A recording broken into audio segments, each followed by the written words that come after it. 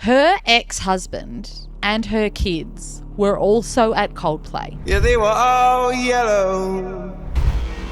Not the same one. I'm in Gillette Stadium. There's 55,000 people here. I'm probably not going to run into one. The same one. No, they weren't. They were at the same concert. I didn't know this.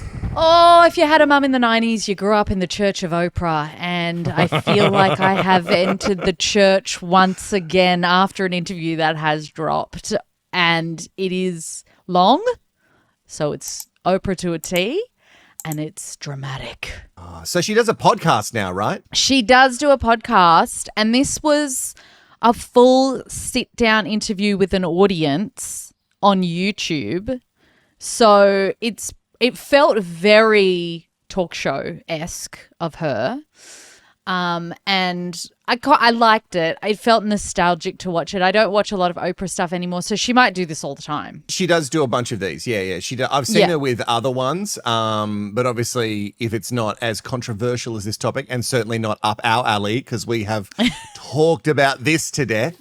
Yes, we have. This definitely caught our attention. Yeah, so we talked about this on a different episode. If you haven't watched, go and check it out.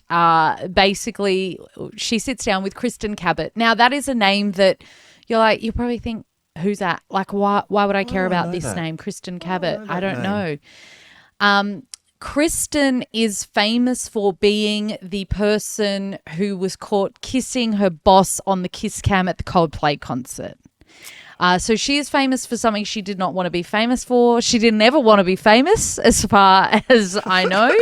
And so this happened. And yet, this happened in July 2025. So it hasn't even been a year yet. Wow. And Cabot was the former chief people officer at Astronomer, where she went to a Coldplay concert with the CEO of Astronomer, Andy Byron, and they were seen on the kiss cam. And the reason it was controversial is because it was clear that they didn't want to be seen together, because it was very swift that they pulled themselves apart from each other. It was a behind cuddle. What do you call that? They were Titanicking. They were doing a Titanic kind of thing. And Byron, the CEO, was behind her. And they were obviously in some sort of fancy corp box, I think. Yes. Well, she talked about that in this interview, the box that they were in. So they were in a corporate box that apparently was really far away. Like, they did not expect that the kiss cam would be going to this region at all because of where it was. Clearly they didn't expect it. Clearly they did not expect it. So much came out of this interview, okay? So this is the first sit-down interview that she's done on what happened last year. Now, Oprah managed to get her across the line. I thought it was really funny at the beginning. This woman, who also would have grown up on Oprah, she made it sound like she really considered whether she'd sit down with Oprah. Excuse me. There is just no woman in my world anyway. If Oprah came and was like, hello, I'd like to do an interview, you'd be like, absolutely, about what? I don't care. I'll talk to you about anything. No, let's say like the world finds out that I'm a serial killer and then they come after you because you're the woman, right? And yes. That's what people have to do, right? Because it's, it's ingrained in us genetically. Yeah. Of course you do. Yeah. You knew how bad he was, right? She You knew where the bodies were. So even if Oprah's knocking at the door, you're not like instantly saying yes. If this terrible thing has happened in your... I am. No, I am. Are you kidding? It's just sit down with Oprah. That's the pinnacle. It's not a chit chat. You're not going to have friend chat in the green room. Like, she's sitting down. She's like, you knew that he was a murderer. Yeah. But she would take my side because Oprah takes the side of women, and I trust that. And so she would make me look really good. And I do think we would be friends. And so, yes, I do believe that if Oprah runs deep. I believe if Oprah came to me about your murderous ways, I would sit down with her. Okay. I wouldn't even question it. Maybe Kristen is different to me. okay. Maybe some people don't want to sit down with Oprah. I'm sure I'll hear about it in the comments. But I just thought it was very sweet that it made it look like she really considered it, because I just don't know that you would consider too hard about this. Anyway, Kristen, she sat down with Oprah and they have this room of people. It's a very small, intimate room of people, and just it starts so phenomenally. They pan to a man in the audience. See if you can see what I can see. And my family, what happened was not okay. And I felt like by remaining silent, it was somehow accepting what had happened. Oh, he's had to swallow that bad Can you boy. see it? Can you see it? Now, for those listening, this man is clearly swallowing a yawn. It's the type of yawn that you do when you're on a group Teams chat in your corporate office and you're listening to your boss explain something that you've already been told a couple of times. Could have been an email. And your nostrils flare. They flare all the way out. And you kind of have to like chew the insides of your lips and just swallow the yawn. This man, I loved it. I was like, who's dragged you there? Who has made you sit in this audience? Is it a wife? Is it a husband? Or are you just a seat filler? And you're like, I don't care about this at all. Really strong start to this, what ended up being an hour interview. Now, I did not sit and watch the full hour, but I have gone through it. And I found some bits that I found really interesting. I feel really sorry for this woman. I want to say that.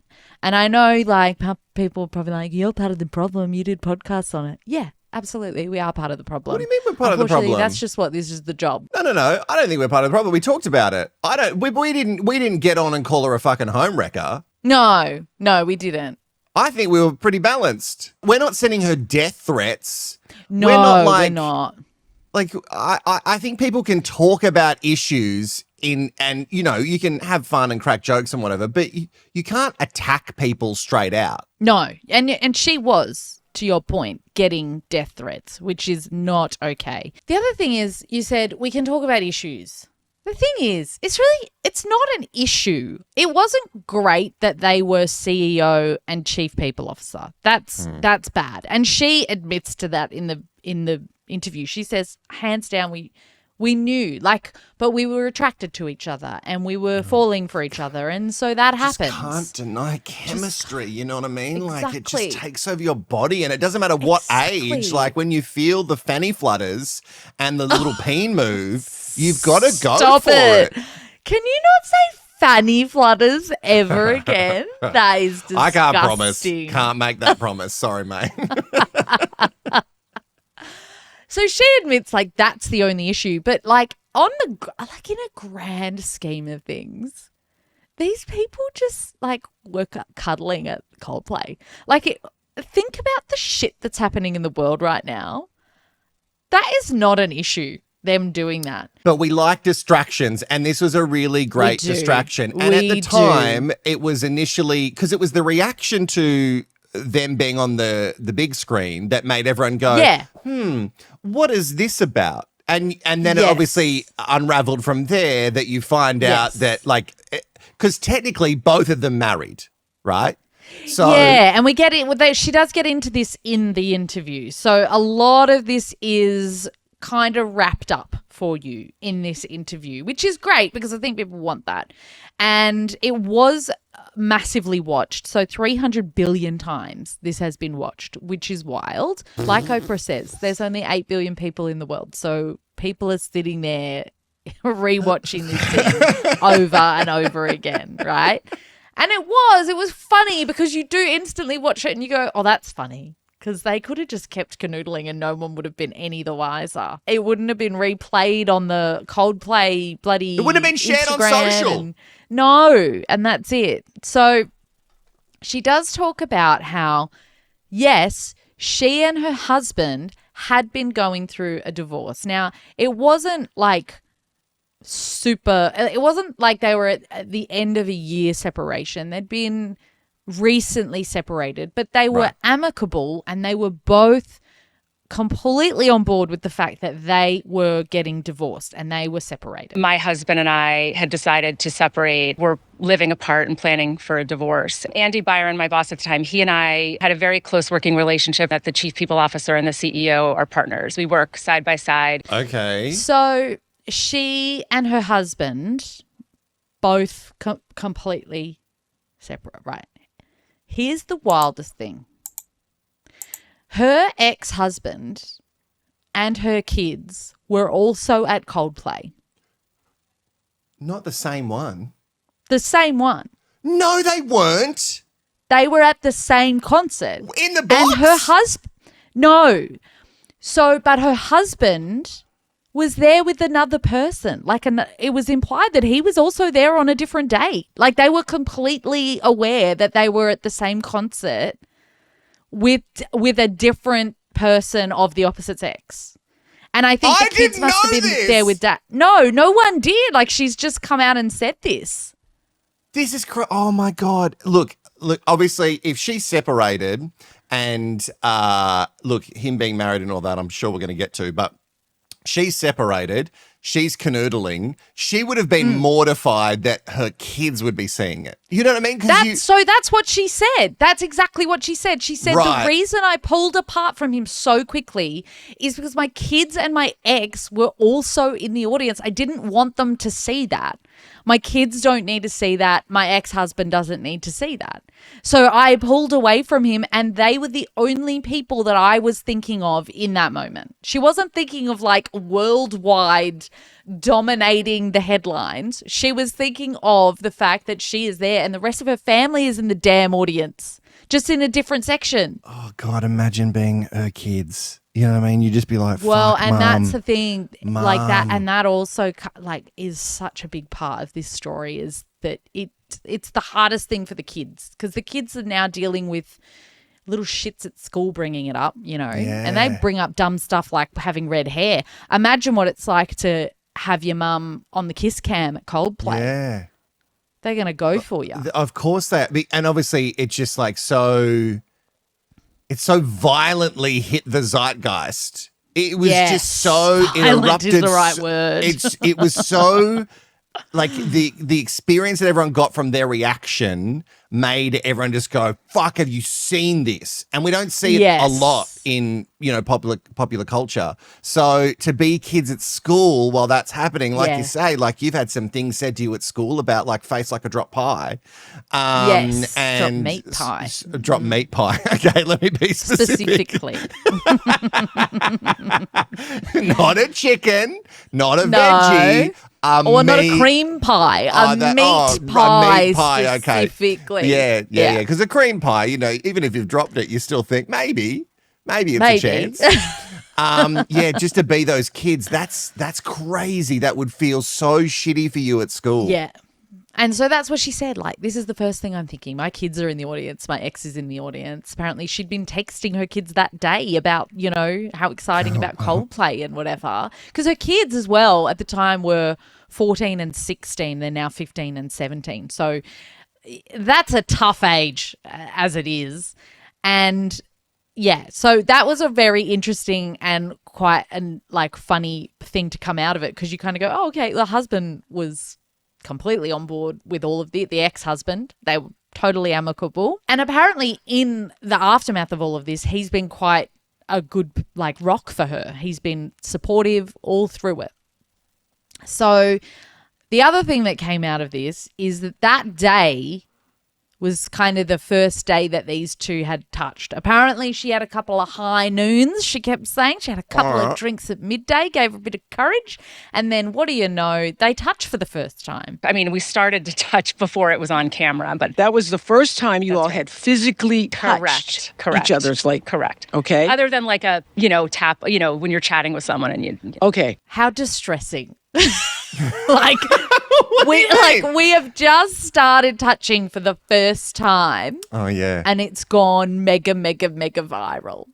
Like, you can't, there's no coming back from that, even if these two ended up being in a relationship. I almost feel like them doubling down and going, no, we love each other, might have actually been better.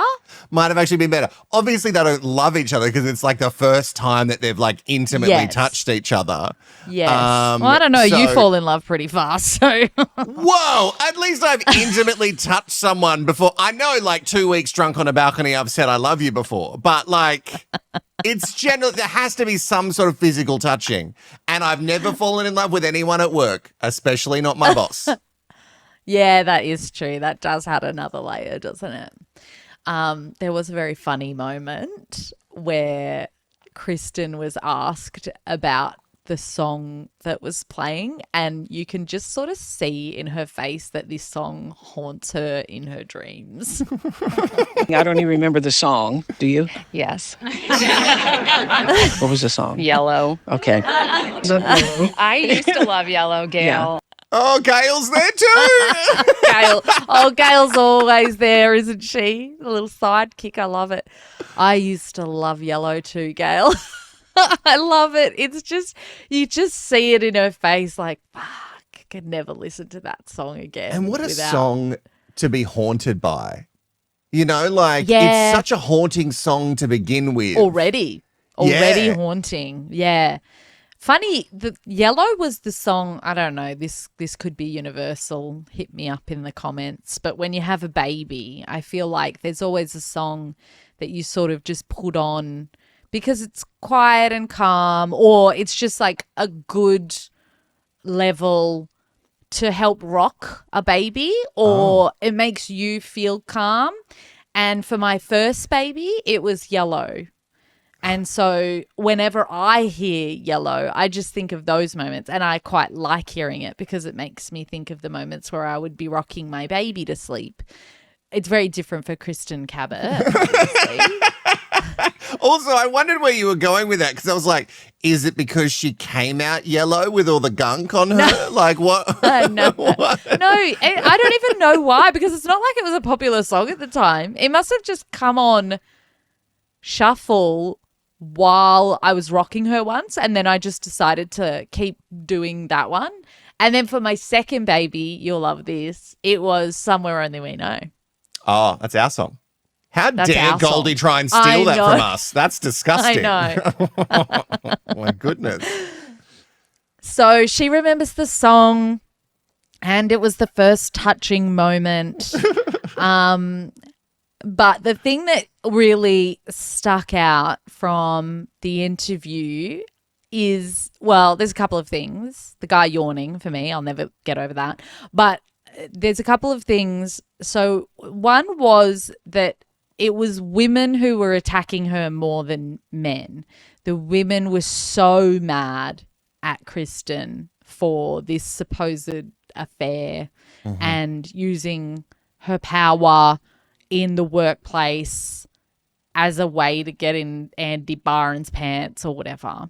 I don't know women that tear each other down. That's not been my own experience. It was such a shock to me. I think I was told that 90% of the online comments and hate came from women. Every single interaction I had in person, and there were many, were all women, like you said. It's funny because you have like a whole group of women who are like, let's lift women up. Yeah. And then I'm not going to say a lot of the time, sometimes those women who say, let's lift women up, stop tearing women down, are also the first there with the pitchforks, which I find really funny. Yeah. And there's a thing, again, I'm fine for you to get on and question this whole thing was funny, it was weird, like what's going on between them wasn't an affair, but you can't sit there and like death threat, send her messages, call her a home wrecker. You don't know all this stuff. You don't know. Like, and for people to be like, like she said, like the messages coming to her, mostly from women. Yeah. That's, I guess people put, I don't guess, I definitely know that people put their own experiences from life into a situation, absolutely. and then they personally feel attacked by it, and they go, I know what's happening here, this. And you're like, well, you don't, because it's not exactly the same. It's like that meme that went around for a little while where you could put like a picture of an apple on your Instagram and be like, I really love apples. And someone will be in the comment and be like, well, what about lemons, you fuck? like you can't just say one thing without offending someone who wants to stick up for the lemon community or whatever. And it's like, well, hold on. I can just be talking about this one thing and it doesn't need to cover all. And that's kind of what happens in these situations is those people get on and they virtue signal because they've been cheated on. And so they get mad at Kristen for supposedly being the cheater, right? Or like the other woman or this or that. And so they weirdly end up being part of the patriarchy because they're sticking up for the man without even realizing it, because they're just mad at her for being the other woman because they're mad at the other woman from their own real relationship.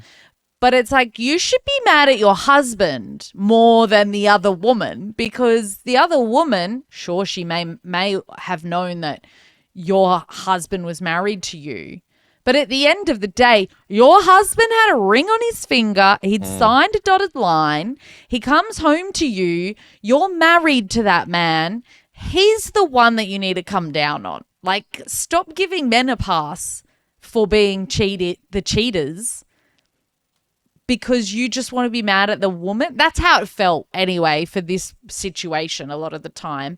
And she talked about some of what the women actually said about her. There were stories written about jewelry I was wearing and who bought it for me and how much it cost. My hairdresser somebody found, and that turned into a whole thing where she was dragged for giving me crappy highlights. You know, the sleeping my way to the top, to the gold digger, the husband stealer. That expression really bugs me. And I'm not trying to make light, obviously, of adultery. It's this notion of women stealing men, walk in and duct tape and zip tie a guy and like unwittingly drag him out and steal. Exactly. I got him. I caught me a man. I stole him. But that is how it sounds, you know?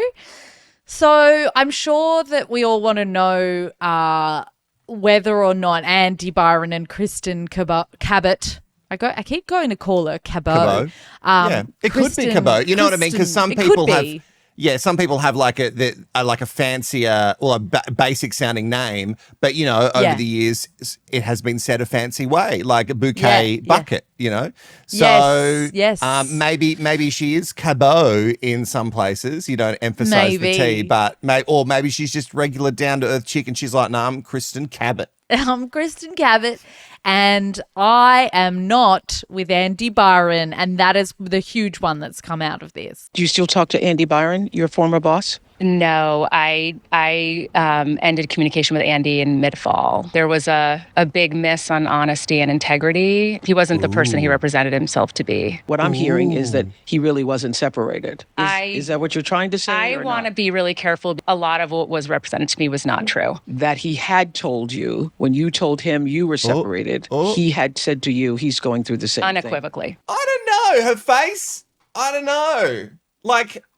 Again, I have to watch the whole thing before I can pass judgment. But there was a lot of darting of the eyes there. But I just feel like if he said, "Oh no, I'm going through a separation," and she's like, "Oh, I'm going through the same thing," obviously another connection point for two people to go, we understand each other. The fanny flutters. Well, you said it, not me. But if he said, imagine if that's true. He said, no, I'm getting separated. Or I'm going through a separation. I'm not getting separated, because getting separated still hasn't been done. Getting separated is not an expression at all. I'm getting separated. No one's ever said that. I'm getting it. I'm going to go and get some chicken from the shop and a separation. Baby, I'm going to get it. I'm going to get the separated. I'm going to be with you. I'm going to get the separation. I'm getting separated. No. I think they say I'm getting a divorce. They don't say I'm getting separated. Yeah, I'm just getting us separated, okay? I'm getting us separated, and then we'll be fine. So if he is diabolical and he said, I'm separated, I'm going through the same thing as you, obviously let's take the workplace, him being the boss, her just being just under him.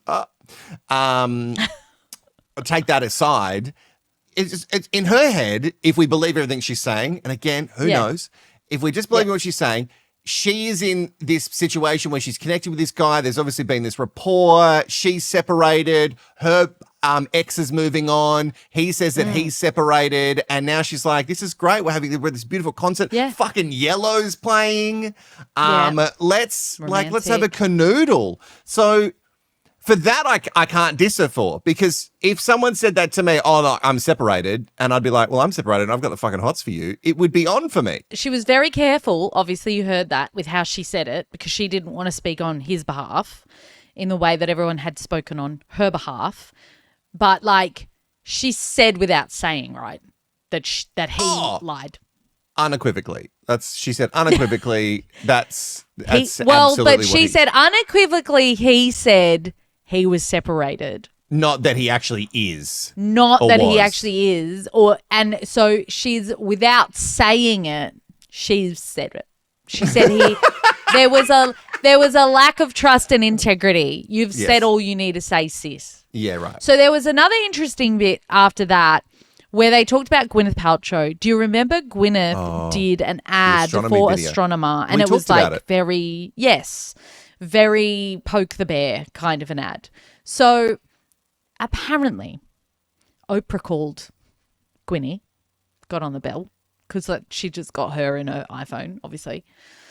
Didn't get it like on cam or anything. But I trust Oprah. Like, I don't need an, like, you wouldn't lie about that, would you, Oprah? She's picked up the phone to talk to Gwyneth. You trust Oprah, and this is crazy considering that only some months ago you were like, fucking Oprah with all of her diet shit. And now you've come around again. I can't keep up. I trust her as a journalist. Oh, sure. Okay. I think she makes questionable choices in the dieting industry, but I think most people from that time did still do. That's true. She gets on the phone to Gwyneth and she says, hey, what's up? I'm talking to Kristen, girl. And then Gwyneth goes, right, can you tell her that I thought that she and Andy had signed off on that ad? That's what I was told. Right. And then Oprah goes, all right, well, I'm going to relay that to her. Is that okay, girlfriend? And then Gwyneth goes, sure, babes. I'll see you for brunch on Saturday. Hang up. So I assume that last bit was in it. Yeah, no, because all celebrities hang out for brunch on Saturday, was it, or Sunday? Saturday brunch. Yeah, Sunday they're busy at church. Because you want Sunday to like recover from the brunch. Of course, right. It's a bottomless brunch. Yeah, of course. Yeah. Okay. My sister was at a bottomless brunch the other day and she needed the full Sunday to recover, that's for damn sure. So she brings this up with Kristen and Kristen goes, no, I was never told about this ad. I did not give approval for this ad to go out. I was not aware of it. And I was quite angry at Gwyneth because she touts herself as being, a girl's girl. Yeah. Okay, fair enough. And then apparently Gwyneth had emailed Kristen again to say sorry because she'd like called her to say sorry. And then Kristen just never responded to Gwyneth, which I guess is like the girl's way of being like, we're done. Imagine just like Gwyneth Paltrow has reached out to say sorry and you're like, well, I'll see if she can do better than just an apology. You know what I mean? Like, I don't know if many people are getting calls from Gwyneth Paltrow. Like, she can barely remember what Iron Man movies, or well, not, she's been in all the Iron Mans, but what Marvel films she's been in as a whole. So it's interesting that you would play chicken with her. That's good. Yeah. She also brought Ryan Reynolds into the chat, which was funny. Oh, she that's said, why. well, because Ryan Reynolds' production company produced the ad. And so she said she was a bit pissed off with Ryan Reynolds too because his wife, Blake, is of course going through her whole thing off screen at the moment. And she said, I thought he would be better than that and understand, being a woman and how hard it is when you're being criticized like that. So she was pissed off at Ryan Reynolds too. So, I mean, Kristen Cabot, hasn't she found herself in a world of celebrity lore? Just calling people out. That's great. Yeah. And also that Ryan Reynolds who's fucking rich with that other one. I've got some thoughts about him. So they sort of wrapped up the end of the interview with an interesting twist. They had a woman in the audience who had openly judged Kristen on the behaviors. The first thing that came to my mind when I saw that video was everything done in darkness comes to light. And I pass judgment, and I take ownership for that. It wasn't nice. It's not the type of example that I should make for my children. As a mom, I empathize with your plight tremendously because, unfortunately, children are the casualties. They take the brunt of a lot of this. That's right. Yeah. I was the woman who was at home and who didn't know after 17 years of marriage. So when I saw that, it really hit home. Again, she's just... See, project. And I need to just say, we got to turn the projector off sometimes. We need to make our things and not assume that it's happening for everyone else. How very dare you. Someone in the comments is going to be so offended that you would say that, and they are going to tell you in the comments how offended they are. You know what I mean? Look, we're all going to have opinions. Again, they're like assholes. Yes. Everyone's got one. And unless you've been in one of those, horror films and you've had it sewn up. No, they don't get sewn up. They just get a mouth sewn to it. Are you talking about Human Centipede? Yeah, that's the mouth gets sewn to the I never watched it. I saw the trailer and that was it. I don't know. It was a real time. But again, it's a cultural moment. And like Human Centipede, we've all made mistakes, Kristen Cabot and the people in the comments. Look, it's fine to have an opinion. It's just your opinion, you have to go, hey, is my opinion incredibly biased from what I've gone through? And there's always a level of bias. Even though people go, I'm being unbiased, there's always a level of it. You can't help it. That's just who we are. But like going and attacking her directly is insane to me. And piling on when you know that she's got kids and you don't know the full story, that's crazy. People like us, we're always going to talk about this stuff. We talk about pop culture. We talk about news topics. We talk about stuff that's happening and stuff that's happened in the past. But I just don't think that you can, put all of your own emotions into every situation. Maybe deal with your emotions. Yeah. Maybe do some little bit of therapy before you start putting it on everyone else. Because as someone who was in the closet for quite a many years, oh God, did I project onto everyone. We've all had our moments where we project and it's our own insecurities. And obviously there was heaps of women and men who felt personally victimized by the thing that made the zeitgeist of that month. And then they just went all in on this poor woman. But it's a pretty interesting interview, and obviously it's got a lot of tongues wagging, especially with her talking about how maybe he wasn't so honest about his situation. And that doesn't mean we now get to go and attack Andy Byron. That just means we go, okay, no one had the story. No one really knows the full truth. Even after this, we don't really know the full truth. No, we got one side of it. Let's be real. We got one side of it, and she's going to say the things that protect her and her family. And I watched, and I think she was being pretty honest. She seems like an honest person, and she had a really shit run at the end of last year. And I just really hope her kids are okay. At the end of the day, I just hope the kids are okay. Question. I don't know if we know the answer to it. But I feel like it would be crazy for us not to talk about the man, because so often we don't talk about the man in these situations. Well, no, we love talking about men, but when it comes to placing blame, we don't like talking about men. No. As a society. As a society. I'm not talking about us. Because I love talking about men. I know you do. It's your favorite pastime. So did we ever, I can't remember what we did in that last episode where we talked about it. Did it ever come to, he never really, there were some fake statements put out. I think that he still has never talked. And he's still with his wife though? So he never really was separated? Oh, I don't know about the wife. I don't know. I mean, maybe this isn't the last episode we talk about Andy Byron. Let it be the last one. I mean, I don't think, if he's not spoke, I don't think he's coming out and speaking now. No, I don't think he'll speak. Both of them are not an astronomer anymore, right? No. No, I don't think. I mean, I don't think so. No. Wow. Okay. As always, we want to hear your comments and you're allowed to have opinions. Okay, but sorry, before we wrap up, just speaking about the comments, I need to just address. I thought you were going to say, I talk over you a lot. Courts' internet's really bad. Yeah. There's nothing I can do about it. We try and fix it as much as possible, but until she gets into a place that has actual broadband internet, this is what we deal with. And I know the man can talk over sometimes because he hears a break, but then the break isn't the... Anyway, but yes, the other thing that's probably slightly more important. The other thing, my dog is alive. And I want to just make that really clear. I do want to prove it. I want to prove it, okay? I'm not going to be able to hear you. Look at this tiny waist, though. Okay. Here he is. Here he is. Here he is. Hello, there he is. Hey, Channy. There we go. Look at him. There he is. He's alive. So old. Okay. He's all right. so I just... He's fine. So he hates me holding him like that. Yeah. Obviously. He hates the podcast because he has to listen to it all the time. Look. He's alive. He's happy. I don't know. He's old. I don't know. It feels like you're moving him around. Are we sure he's alive? There he is. His name's Chandler. He's 12 and a half. Give him a break, everyone. Sometimes it takes a couple of goes to get up on the couch. So that takes it out of him.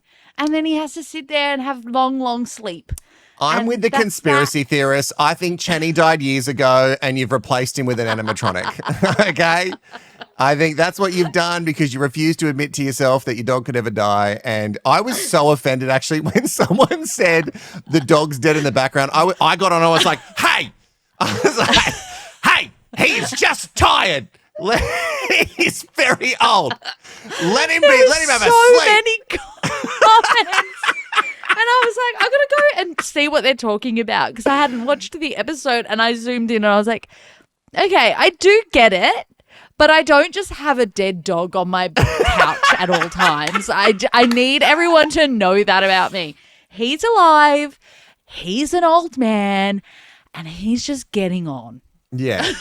And like all of our pets, they're never going to die. So I don't know what people are talking about. That's insanity. So everyone shut up. Channy is never going to die. Like, he's never going to be able to jump up on the couch by himself again, but he's never going to die.